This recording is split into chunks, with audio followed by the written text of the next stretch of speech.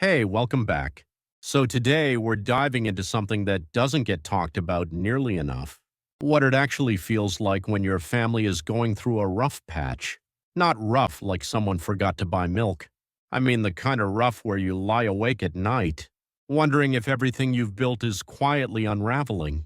A while back I got a message from someone, let's call her Anna. Her husband had taken over a small education business about a year and a half ago. At first, things were great. Growth, momentum, optimism. But lately enrollments dropped. The finances are tight.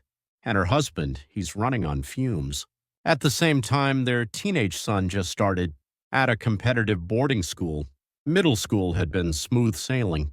But now he's struggling to keep up, and she can see it in his face. Anna wrote to me and said, I've been praying. I've been trying to stay strong. But honestly, I feel like I'm failing at that too. If you've ever been the person holding everyone else together while quietly falling apart yourself, this one's for you. Here's what I've noticed over the years. When life gets unstable, our first instinct is to focus on fixing outcomes.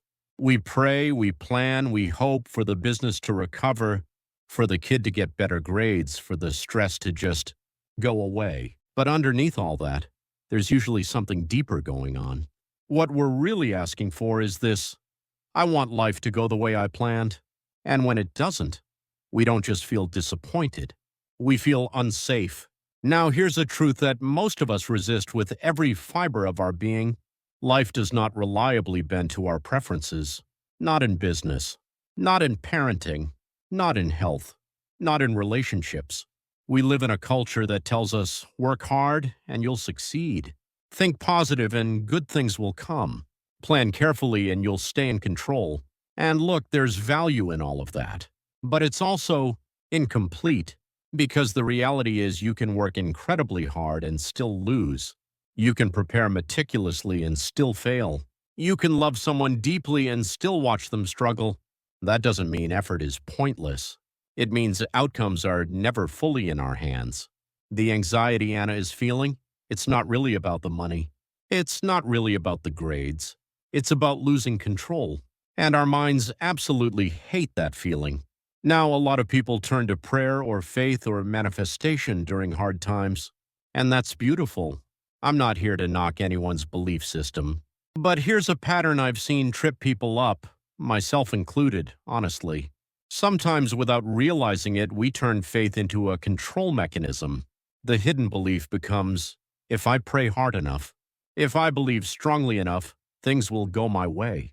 But then what happens when they don't? We feel abandoned. We feel like we're not praying correctly. Like maybe we're failing spiritually on top of everything else. And that's double suffering. So here's a reframe that might feel uncomfortable at first. But sit with it for a second. What if prayer isn't meant to control outcomes? What if it's meant to stabilize the person who has to live through them? There's a difference between praying, make this work out, and praying, help me stay grounded whether it works out or not. That shift from demanding a result to requesting resilience changes something inside of us. And that internal shift, it changes how we show up for everyone around us. Anna asked me, what can I do to help my husband's business succeed? And I get why she asked that. When someone we love is drowning, we want to jump in and rescue them. But here's the thing. Unless you're actively running the company with them, your primary role probably isn't operational rescue. It's emotional stability. When a business struggles, the person running it is already carrying shame, fear, pressure, self-doubt, and about 100 other heavy things. If the spouse becomes equally panicked, the emotional weight doubles. The household becomes a pressure cooker. But if the spouse can stay steady, not fake happy, not in denial, but genuinely steady, something shifts. The nervous system of the household starts to regulate. This looks like being someone who says, we'll figure it out. If this path doesn't work, we'll find another. Even if this fails, we are not failures. That's not toxic positivity. That's resilience modeling.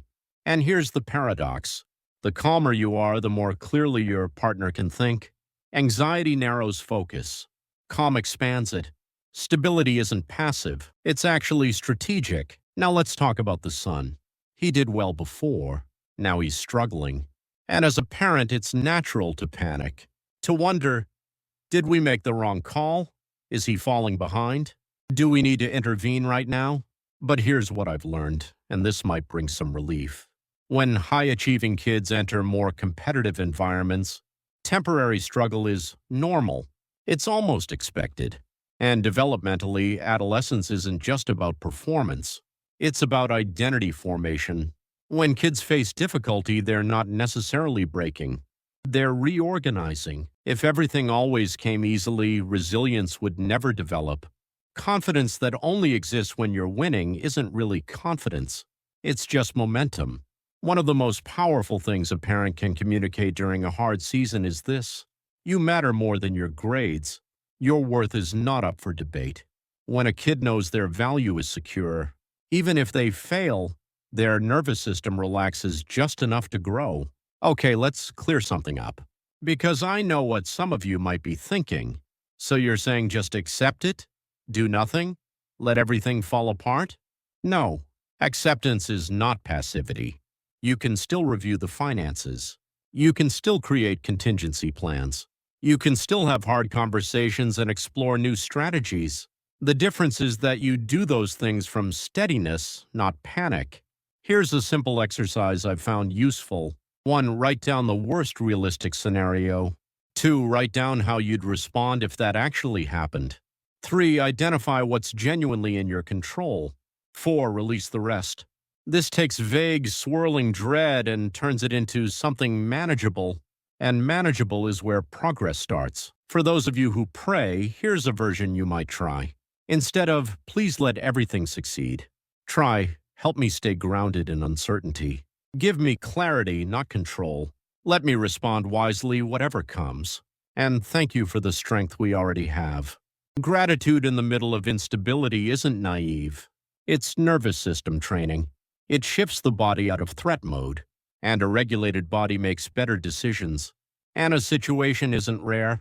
A lot of families go through seasons where income dips, kids struggle, and confidence wavers. The question isn't, how do I make life obey? The deeper question is, who do I become when life doesn't? You can't guarantee your partner's business. You can't guarantee your child's success. You can't guarantee outcomes.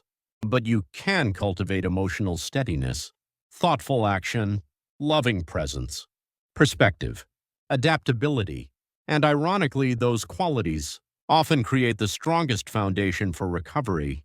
Now, one important note before I go. Everything I've shared today, it's meant for you, for your own reflection, your own inner work. It's not a script to hand to someone else and say, see, you need to calm down. That tends to backfire spectacularly. And of course, this is just one perspective. My perspective. It's not therapy. It's not professional advice. If you or your family are really struggling, please reach out to someone qualified. There's no shame in that. It's actually one of the bravest things you can do. If you're in a hard season right now, know this: you're not failing.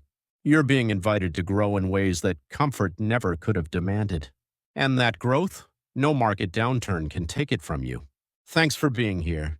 If this helped, maybe share it with someone who needs to hear it.